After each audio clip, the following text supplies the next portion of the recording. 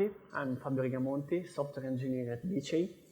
So today, on the other sessions, we learned what VeChain is, what you can do with VeChain, and now we are finally going to get our hands dirty and take a look at the development resources that you can use to deploy smart contracts on the VeChain network.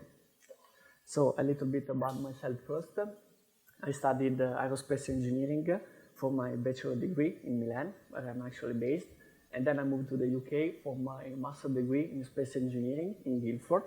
After that, I worked for over 2 years in a big consulting firm where I had the opportunity to work as a software engineer and specializing in blockchain.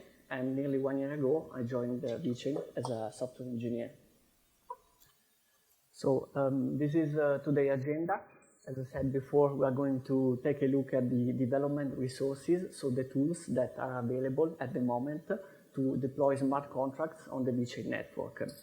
So the first one that we're going to study is Harvard, which is a popular IDE. The second one is Remix, which is a web application that we're going to have a demo on it. And finally, we're going to talk a little bit about EVM compatibility with the specific focus on OpenZapp. So let's get started. I don't know if you are already familiar with Harvard, but Harvard is a development environment for Ethereum software. And not only that, with Harvard, you can edit, compile, debug, and deploy smart contracts and decentralized applications. Harvard consists of plugins, so in order to use Harvard for developing on the VeChain network, you need to install the VeChain plugin that supports the two most used libraries, which are Ethers.js and Web3.js. These libraries are equivalent. It means that you can have the same output with both of them, so you can choose one based on your personal preferences, on your experience, and also on the requirements of the project that you're building. So let's have a demo.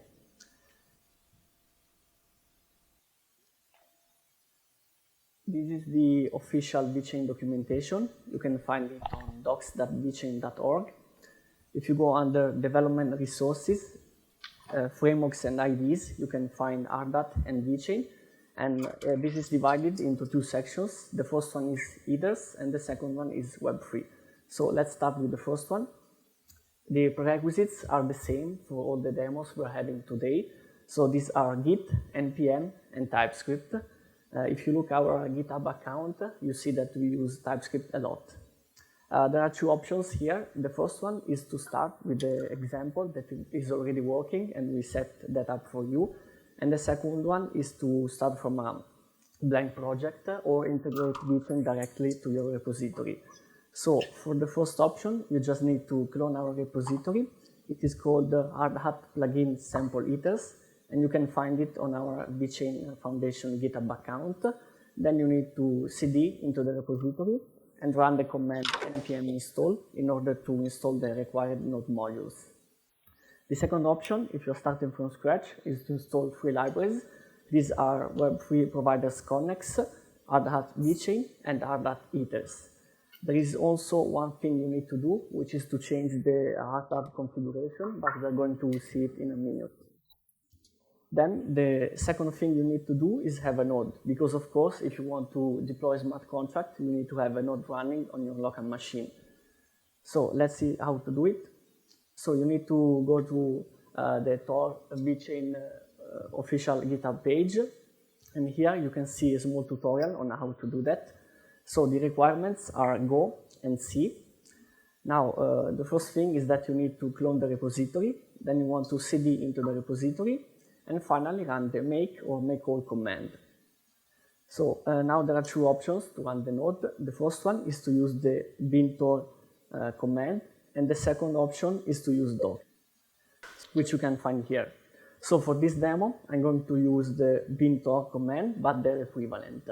I usually use Docker if I want to use the official mainnet or testnet. Back to the documentation, we can see that if you want to run the test, we need to run the npx Harvard test, and also make sure you specify VeChain as the network.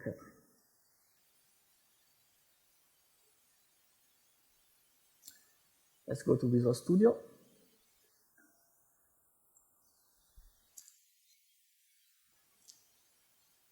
So first of all, we need to run the node. So this is the command we saw in the documentation. You can add optional parameters. So for example, in this case, I'm saying that the API address is this one, working on port 8669. Then I'm setting the gas limit, the maximum number of API calls we can perform, the transaction pool limit, the transaction pool limit per account, and also the verbosity. Verbosity 9 is high, so it means that we want the logs to be with as much details as possible. So let's launch the command. If you see a log like this, it means that it's working. Otherwise, you'll get an error, of course. Then let's move to the ethers repository. So in here, you can find the smart contract under the contracts folder. This is written in Solidity. So we have the license at the beginning, then we have the version of Solidity, and we have the contract itself. So we are declaring a variable called number. We are also declaring an event and two functions, one for storing the number and one for retrieving that number. Then we have the test file, which is located under the test folder. This is written in TypeScript, and it has a series of tests that we are performing in order to make sure that RDAT is compatible with VeChain. So what we are doing is making sure that everything is set up as expected, so that the default value should be 0. Then we want to make sure that store and retrieve is working, checking that the event is running, and also that errors are occurring when expected. So we just need to launch this command that we saw in the documentation. Should be fast. It will only take a few seconds. With this command, we can see the tests that are passing, the tests that are failing, and also the time taken for each test. For example, the first test, which is this one, took nearly 10 seconds to complete. Okay, so we just demonstrated that we can use RDAT for deploying and interacting with smart contracts on the VeChain network. If you are starting from scratch, there is only one little modification you need to do. So inside the repository, you will find the rdat.config.ts file. This is probably the most important file in your repository because it has all the settings that are used by RDAT. And here we need to add this part here. So we are saying that we want to use the VeChain network. The URL is pointing to the node that is running at this moment on our local machine, so at port 8669, and we also have an account which we can use for testing. So this was our first demo, and now we're going to have the same demo but for Web3. So prerequisites, of course, are the same, and again you have two options. So to start with an example or start from scratch. If you want to start with the example, you can just clone the repository that is called RDAT plugin sample web3, cd into the repository and run the npm install command. Otherwise, if you start from scratch, you just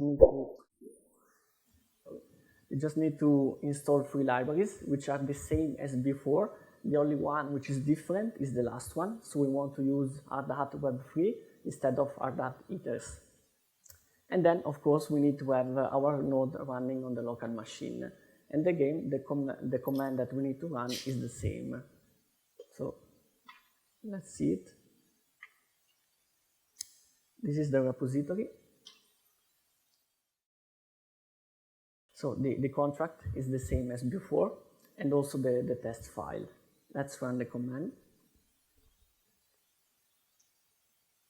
Again, if you start from scratch, make sure that under the rdat.config.ts file, you add the VeChain configuration under networks. So all the tests are passing. So we showed you that you can use Web3 to deploy smart contracts on the VeChain network for hard data. So this was our first tool. Now let's get back to the presentation. The second tool that you can use is Remix. So Remix is an IDE, so no setup tool with a graphical user interface that you can use for developing smart contracts. The IDE comes in different flavors, so you can have it as a web application, as a desktop application, or even as a Visual Studio Code extension. If you want to use Remix to deploy smart contracts on the VeChain network, you need to install the VeChain plugin, which I'm doing in a moment. And this is basically a proxy, a Thor's RESTful API to Ether's JSON RPC. So in order to access Remix, in particular the web application, you need to go to remix.ethereum.org. The first thing that you need to do is, of course, write it in smart contract. And again, this is still the same contract as before. This is probably the most basic contract you can find out there. Then, if you go to the documentation, this time under Development Resources, Frameworks and IDs, you can find VeChain and Remix. Here is a tutorial on how to integrate VeChain into Remix. So first of all, we need to clone the GitHub repository called Remix Proxy, and then we have to install the required dependencies. Now, this is the setup config. It's the exam same before as before, but it's already inside the repository, so you don't have to do anything. The only thing you need to do is to launch it by running the node index.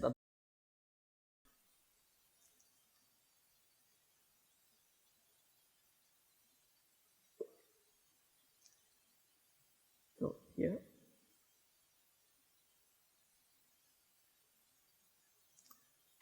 This is the command.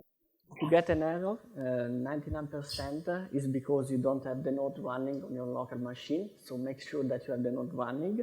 And if it's working, you get this log. So it is saying that Web3 Providers Connex is listening on port 8545, which is the default one. Now let's go back to Remix. The last thing we need to do is to go under Deploy and Run Transactions. So here under Environment, you should see Remix Virtual Machine as default, and we want to change it to use Custom External HTTP Provider. If we click on it, a pop-up will appear. This is the External HTTP Provider window, and on here we need to change the External HTTP Provider endpoint. So this is the default one, and is also the one we are using, so you don't have to do it. The specified port is 8545, which is the default one, so you just click OK. And now you can use Remix as usual. So first of all, we want to compile our smart contract. So you can go to the Solidity compiler section here and click on compile your smart contract. Then, after you compile it, you can deploy it. Here at the bottom, as you can see, you see all the logs of what is happening. So for every transaction you perform, you'll see information about it. So here is our contract that has been deployed. If you want to interact with it, you can go back to the running transactions, and under deployed contracts, you click on the contract and you can interact with it. So for example, let's say that we want to store a number, I don't know, 12. You click on store. You see the transaction went through, and now we click OK. And we see that we get 12, which is the number that we stored.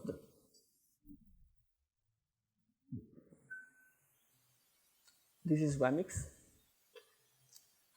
So you write the smart contract, you compile it, and after that, at the end, you can interact with it. If you want to, if you compile multiple smart contracts, one after another, and you want to interact with the smart contract that you previously deployed, all you need to do is to insert the address here at address, and you will be able to interact with it without redeploying it, just to save time.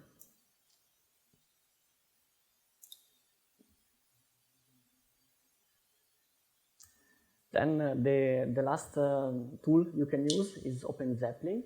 So OpenZapp is the most popular open source library for writing smart contracts in Solidity, and it provides a set of modular and secure building blocks that you can just copy and paste and use to speed up the process of developing your applications.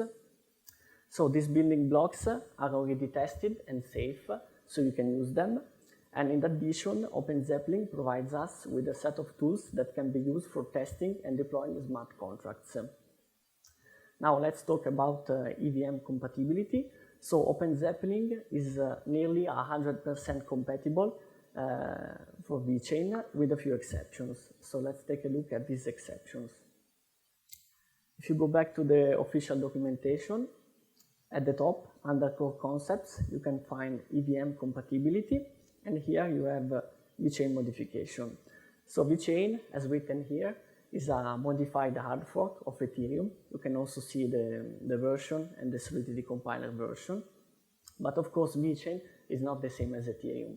There are some modifications. So the first one is that, for example, we have a two-token design. So if you want to pay gas fees, you need to use another token, which is VeChain. Another modification is that you can have the fee delegation feature, and there are also some modification on the transactions. Okay. If you're curious and you want to know more about these differences, here you can, the pages. Now, what are the differences in details between VeChain and Ethereum? If we go to test coverage, you can see a list on a table of all the tests that were performed and see which one are failing and which are passing. And you also have a descriptions on why are failing. If you don't believe the documentation and you want to test this by yourself, you can go to how to recreate. So I'm not going to show you this because I don't think it will add any value to the presentation, but it's very simple. So you just need to clone the OpenZapp contracts repository on the OpenZapp account. Then you want to install 3 VeChain libraries. And by the way, these are the same that we used before. And then if you go to hardhat.config.js, which is the same file we used before, you just need to add these 2 lines at the beginning.